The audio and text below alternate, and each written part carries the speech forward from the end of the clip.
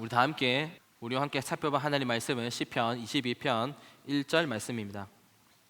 시편 22편 1절 말씀입니다. 우리 다 함께 큰 목소리로 읽어보도록 하겠습니다. 시작. 내 하나님이여 내 하나님이여 어찌 나를 버리셨나이까? 어찌 나를 멀리하여 돕지 아니하시오며 내 신음소리를 듣지 아니하시나이까? 아멘.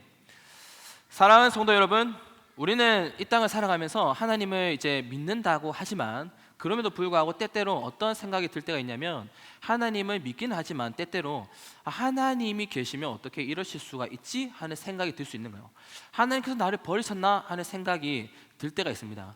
예를 들어서 세월호가 이제 침몰을 했을 당시에 그 세월호 배 안에는 하나님을 잘 믿는 아이들도 있는 거예요.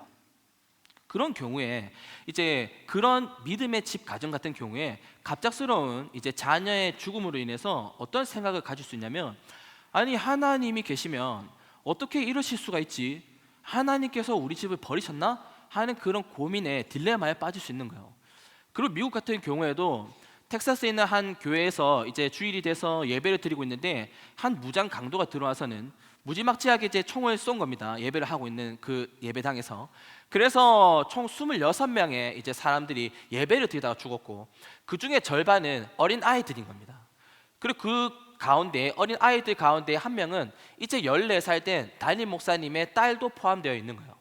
그래서 이런 경우에 예배를 드리다가 갑자기 이렇게 한 괴한에 의해서 26명이나 그것도 어린 아이들이 죽게 되었을 때 우리는 어떤 생각을 가질 수 있냐면 하나님이 계시면 어떻게 이러실 수가 있지? 하나님께서 우리를 버리셨나? 하나님께서 우리를 미워하나? 하는 그러한 고민에 딜레마에 빠질 수 있는 거예요. 저 같은 경우에도요, 저도 이런 고민을 가진 적이 있었습니다. 이런 고민을 왜 가졌었냐면 저 같은 경우에는 저희 아버지께서 항상 이제 제가 어릴 때부터 교회에 오셔서 주무시면서 교회에서 밤늦게까지 찬양을 부르시고 기도를 하시는 거예요. 그리고 저희 어머니는 눈만 뜨면 전도를 나가셨습니다. 아침에 제가 학교 가고 나면은 눈만 뜨면 그냥 전도를 나가시는 거예요. 그런데 이제 제가 봤을 때 저희 집의 가정 형편이 어떠냐면 제가 봤을 때 저희 집 가정 형편이 너무 안 좋은 거예요. 그래서 그렇다 보니까 어머니, 아버지가 자주 싸우는 날도 많았고 그래서 저는 어떤 생각이 드냐면 아니 아버지께서 저렇게 밤마다 교회 가서 기도하고 찬양하고 어머니께서는 눈만 뜨면 저렇게 나가서 전도를 하시는데 우리 집은 왜 이렇게 어렵지? 라는 고민에 빠지는 거예요. 먼저 그의 나라와 그의 의를 구하라 그리하면 이 모든 것은 너에게 더하시리라는 말씀이 있지 않습니까? 그 말씀을 저도 믿고 아는데 근데 왜 우리 집은 부족하지? 항상 왜 부족하지? 이런 고민에 빠지는 거예요. 하나님이 계시면 어떻게 이러실 수가 있지? 하는 고민에 딜레마에 빠져 있는 겁니다. 특별히 저희 집에 이제 형편이 어렵다 보니까 제가 사진을 이제 이번에 이렇게 뒤져보니까 그렇다 할 만한 가족 여행 한번 가본 적이 없더라고요. 그리고 하루는 이제 큰 마음 먹고 이제 외식을 하러 나갔습니다. 가족들끼리 이제 모닝을 타고 이제 외식을 하러 나간 거예요. 제가 이제 성인이 되고 나서. 외식을 하고 장류로 나갔는데 이제 큰 마음 먹고 나갔기 때문에 오늘은 비싼 거 먹자 하고 나간 거예요. 갔는데 가다 보니까 그 김해 롯데마트 맞은편 앞에 고깃집이 있는데 거기 이제 큰 현수막에 뭐라 적혀있냐면 갈비탕 10,000원 해서 써 있는 거예요. 그래서 저기다 하고 이제 거기 들어갔죠. 들어갔습니다. 들어가서 이제 자리를 잡고 안내를 받아서 자리를 앉고 이제 밑반찬이 나오고 그 다음에 물이 나오고 이렇게 했는데 아무리 메뉴판 뒤져봐도 갈비탕 10,000원이 없는 거예요. 그래서 종업원을 불러서 물어봤습니다. 아니 그 현수막에 갈비탕 10,000원 있어서 들어왔다 우리. 근데 갈비탕 10,000원 어딨냐? 이렇게 했더니 그 종업원이 하는 말씀이 이거는 고기를 먹어야지만 갈비탕 10,000원에 제공된다. 원래 2만 얼마짜리인데 고기를 먹으면 갈비탕 10,000원에 제공된다는 거예요. 그래서 어떻게 했냐면 먹었겠습니까? 나왔겠습니까? 나왔죠. 메뉴판을 펼쳐서 고기가 얼마인지 봤는데 이거는 저희 집 형편에서 도저히 먹을 만한 형편이 안 되는 겁니다. 그래서 밑반찬도 나오고 그렇게 했지만 너무 민망하지만 나왔습니다. 나오면서 제가 어떤 생각했을까요? 어떤 생각했을까요? 1번 하나님 감사합니다. 2번 아니 어떻게 이럴 수가 있지? 아버지가 맨날 기도하고 어머니 맨날 저기 전도하는데 아니 왜 이렇지? 이런 생각했을까요? 2번이죠. 저는 나오면서 아니 하나님이 계시면 왜 이렇게 우리 집은 이렇게 형편이 어려울까 이런 생각을 하는 거예요. 그리고 이제 저희 아버지께서 매일마다 기도하신다 했잖아요. 기도하시고 주무시고 그리고 찬송 부르시고 하세요. 어머니는 눈만 뜨면 전도 나가시는 거예요. 심지어 저희 집에서 잘 시켜 먹지 못할 치킨을 다른 사람 집에는 시켜주면서 전도를 하시는 거예요. 저는 솔직하게 얘기해서 그게 좀 마음에 안 들었어요. 근데 그게 전도를 하셨단 말이에요. 그런데 저희 어머니께서 암에 걸리신 겁니다. 그렇게 열심히 아버지께서 기도하시고 어머니는 전도하시는데 암에 걸리신 거예요. 그리고는 1, 2년도 아니고 3, 4년도 아니고 무려 10년이라는 기간 동안 이 항암 투병을 했단 말이에요. 그래서 그 옆에서 제가 어머니께서 힘들어하는 모습, 그런 모습을 지켜보면서 저는 이제 어떤 마음을 품게 되냐면, 생각하게 되냐면, 아니 하나님이 계시면 왜 이럴 수가 있지? 라는 고민에 빠지게 되는 겁니다. 그리고 특별히 저희 어머니 아버지께서 이제 어려운 형편에도 그래도 어떻게 친척들이 도와주시고 할머니가 또 도와주시고 하셔서 어렵게 이제 부영 1차, 용원에 있는 부영 1차에 집을 이제 분양을 받았어요. 이제 임대 아파트로 있다가 분양을 받았단 말이죠. 근데 교회를 건축한다고 하는 겁니다. 그래서 교회를 건축한다고 해서 저희 어머니 아버지께서 이제 기도에 감동을 받으시고 이 분양받은 집에 이 집을 담보로 걸고 대출을 받으신 거예요. 대출을 받고 이제 1억 몇천만 원 이제 헌금을 하셨는데 결과적으로 보면은 저희 어머니께서는 돌아가셨고요. 저희 아버지께서는 어머니께서 돌아가신 다음에 이 담보로 잡고 대출받은 금에 대한 이 이자가 감당이 안 되는 겁니다. 아버지의 생활비로 이 이자가 도저히 감당이 안 되는 거예요. 어머니께서 병원에 있으면서 들어간 돈도 있고 또 형님이 그 퇴직금을 미리 땡겨서 어머니 병원에 이렇게 했었거든요. 그 형님 퇴직금도 이렇게 해결을 했었어야 했고 도저히 이 대출금에 대한 이자가 감당이 안 돼서 어머니랑 오랫동안 살아왔던 그 추억이 담긴 그 집을 어떻게 했을까요? 결국 팔았습니다. 결국 팔았고 이제 갈 곳이 없어서 이제 월세로 들어갔어요. 월세로 들어갔는데 한 2년 살았습니다. 2년 살았는데 1년 조금 넘게 살았죠. 근데 집주인이 월세를 올려달라고 하는 겁니다. 월세를 올려달라고 하니까 한 50만 원 이렇게 나오더라고요. 그러니까 월세를 50만 원 정도 올려주면은 이게 또 감당이 안 되는 거예요. 그래서 저희 아버지가 갈 곳이 없는 겁니다. 그래서 저는 그런 상황을 보면서 어떤 생각을 했을까요? 1번 하나님 감사합니다. 어떤 생각을 했을까요? 저는 솔직하게 얘기해서 아니 하나님이 계시면 왜 이렇게까지 힘들게 하시지? 이런 생각이 드는 거예요. 물론 저희 어머니 아버지께서는 이 모든 어려움을 감사함으로 감당하셨어요. 그래서 저희 어머니께서 돌아가시기 전에 한 3개월 정도 병원에 계셨는데 제가 가면 어머니께서 이런 말씀 꼭 하셨습니다. 어떤 말씀 하셨냐면 영주야 시험 들면 안 된다. 이런 말씀 꼭 하셨어요. 영주야 시험 들지 마라. 시험 들면 안 된다. 이 말을 꼭 하셨어요.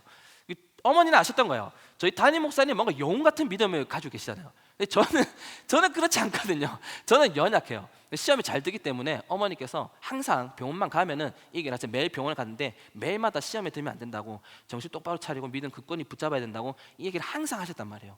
그런데도 불구하고 저는 그게 이해가 안 되는 겁니다. 아니 하나님이 계시면 어떻게 이렇게까지 어려운 상황으로 몰아낼 수가 있는 거지? 라는 그러한 고민에 딜레마에 빠지는 겁니다. 이처럼 여러분 우리는 이 땅을 살아가면서요 하나님을 믿는다고는 하지만 때때로 어떤 내가 이해가 안 되는 상황, 너무나 힘든 상황이 갑작스럽게 펼쳐지다 보면 우리는 하나님을 믿음에도 불구하고 하나님이 계시면 어떻게 이러실 수가 있지라는 고민에 빠지게 되는 거예요. 그러면 여러분 제가 여기서 한 가지 한번 여쭤보도록 할게요. 그러면 이런 상황, 이런 하나님이 계시면 어떻게 이러실 수가 있지 하는 이런 상황은 도대체 우리 삶에 왜 일어나는 걸까요? 왜 일어나는 걸까요?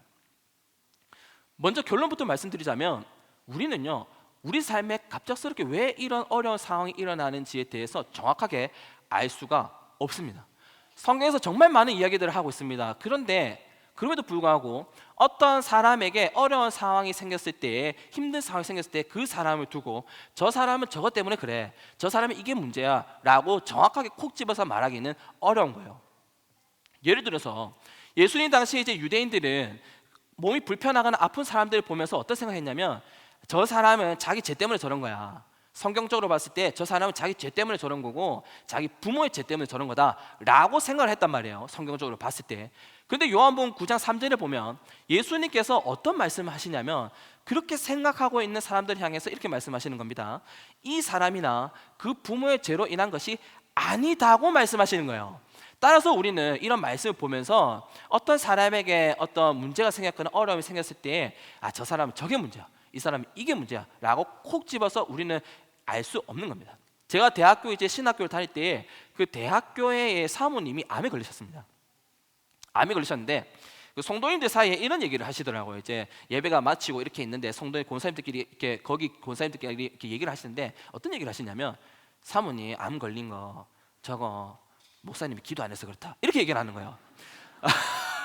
그러니까 어떤 상황이 딱 생겼을 때 그것을 두고 저거는 이게 문제야, 저건 요게 문제라고 콕 집어서 알 수가 없는 거예요. 그래서 여러분 제가 이런 어머니의 아버지 이런 상황들을 저희 집안의 형편들을 보면서 굉장히 오랫동안 전 나름대로는 굉장히 오랫동안 고민을 많이 했어요.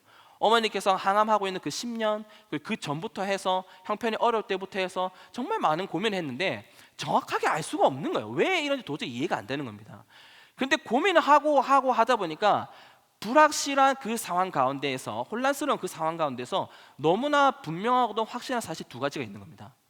그게 뭐냐면 먼저 첫 번째 사실은 뭐냐면 바로 우리는 하나님이 나를 어떻게 버리실 수가 있지? 하나님이 나를 버리셨나? 하나님이 계시면 어떻게 이러실 수가 있지라고 생각하는 수준이지만 하나님의 아들이신 예수님께서는 실제 하나님으로부터 버림받은 적이 있다는 거예요.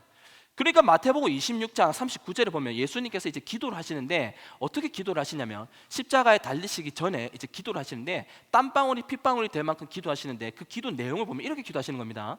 아버지여 많이 할만하시거든 이 잔은 내게서 지나가게 하옵소서 라고 기도하시는 거예요.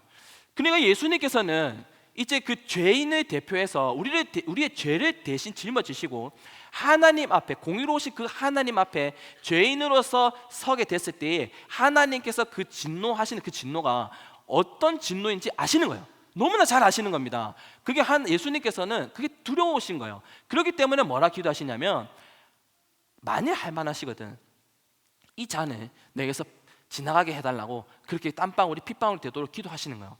그런데 여러분 하나님께서 정해놓으신 예수님의 이 기도에 대한 하나님께서 이미 정해놓으신 대답은 뭐였을까요? 뭐였겠습니까?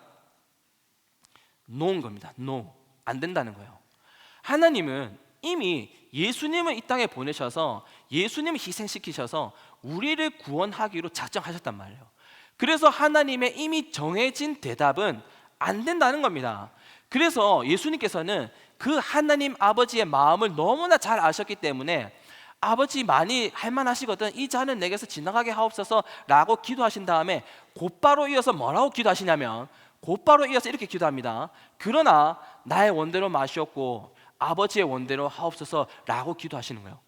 그리고 마태복음 27장 46절에 보면 이제 어떻게 되냐면 예수님께서 이제 십자가에서 우리의 죄를 대신 짊어지시고 이제 죄인을 대표해서 하나님 앞에 서신 거예요. 그리고는 그 죄인을 대표해서 공의로우신 하나님 앞에 딱 서서 우리를 대신해서 그 죄에 대한 진노를 받으시는데 우리가 감히 상상할 수도 없을 만큼 그 진노에 대한 무게가 끔찍하고도 무거운 겁니다. 그래서 마태복음 27장 46절에 보면 예수님께서 큰 소리로 뭐라고 부르시냐면 나의 하나님 어찌하여 나를 버리셨나이까 라고 부르시는 거예요.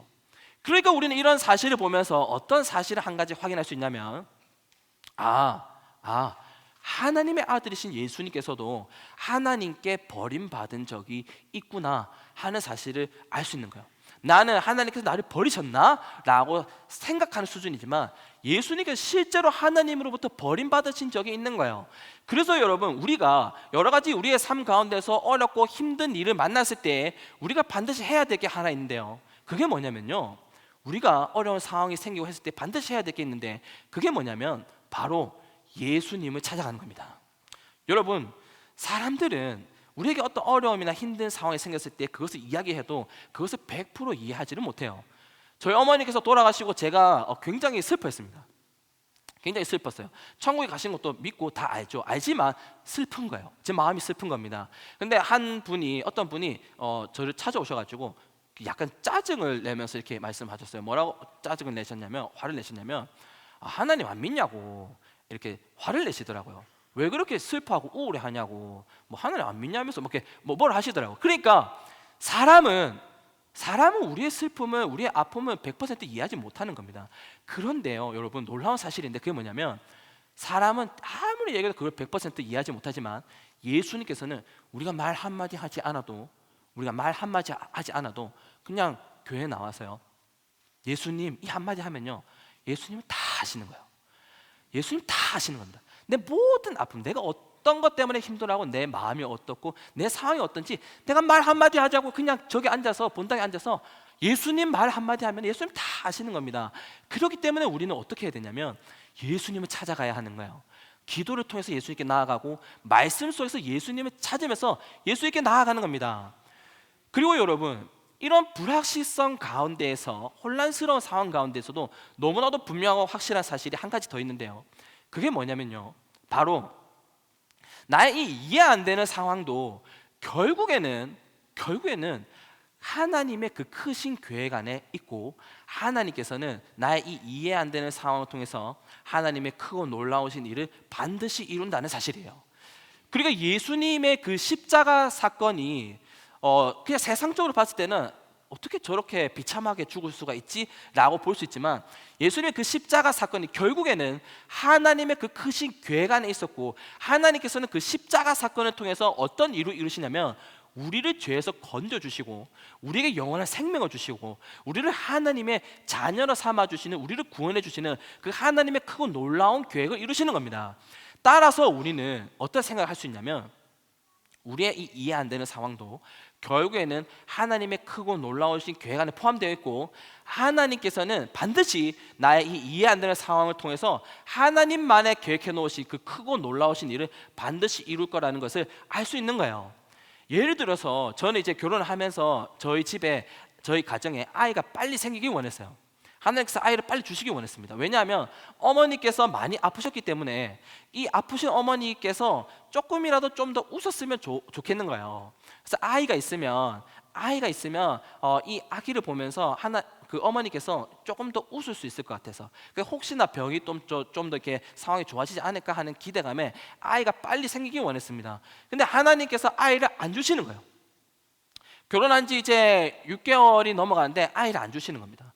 그래서 정말 답답하고 정말 이렇게 좀 마음이 답답하고 힘들었는데, 지나고 보니까 그것도 결국 하나님의 크고 놀라우신 그 계획 안에 포함되어 있었던 거예요. 저희 어머니께서 돌아가시기 한 달 전쯤에 항체 면역 바이러스라는 거에 감염되셨어요. 근데 이 바이러스가 어떤 게 있냐면, 특징이 뭐냐면 전염이 된다는 겁니다. 코로나 전이었는데도 들어가기 전에, 어머니를 간호하기 전에 딱 병원에 가면은 장갑 끼고 이제 쓰는 이거 앞치마 두르는 거 하고 마스크 쓰고 모자 쓰고 이렇게 해서 들어갔단 말이에요. 그리고 그러니까 이제 만약에 저희 집에 아이가 있었으면, 이 바이러스의 점령성이 있었기 때문에 만약에 저희 집에 아이가 있었으면 저는 저희 어머니께서 돌아가시는 그 마지막 순간을 지키지 못하는 겁니다. 한 달 가까이를 어머니를 못 뵙고 어머니를 보낼 뻔한 거예요. 그리고 어머니께서 돌아가시고 나서 하나님께서 바로 아이를 주시는 겁니다. 바로 아이를 주셔서, 저희 어머니께서 6월 달에 돌아가셨는데 그 달에 이제 아이가 생겨서 그 다음 해 3월 말에 아이를 낳았단 말이에요. 그러면서 저는 어떤 생각하게 되냐면, 아이를 안 주셔서 많이 답답하고 힘들었는데 이것도 결국에는 하나님의 크신 계획 안에 있었구나라는 생각을 하게 되는 겁니다. 사랑하는 성도 여러분, 우리는 이 땅을 살아가면서 때때로 하나님께서 나를 버리신 것 같다라는 그런 어떤 슬픔에 잠길 수가 있고, 하나님이 계시면 어떻게 이러실 수 있지라는 어떤 답답한 상황 가운데 처할 수 있는 거예요. 그래서 여러 가지로 마음이 힘들고 지칠 때가 있는데요, 사랑하는 성도 여러분, 내가 어떤 상황 가운데 있든지 예수님께서 내 모든 것들을 아시고 나의 이 이해 안 되는 상황도 결국에는 하나님의 크고 놀라운 계획 안에 있음을 믿으시기 바랍니다. 그러므로 여러분, 지금 이해가 되지 않고 힘들고 지치지만 하나님께서는 나를 통해 반드시 하나님의 크고 놀라운 일들을 이루신다는 믿음을 가지고 승리하는 우리 모두가 되기를 주님의 이름으로 축원합니다.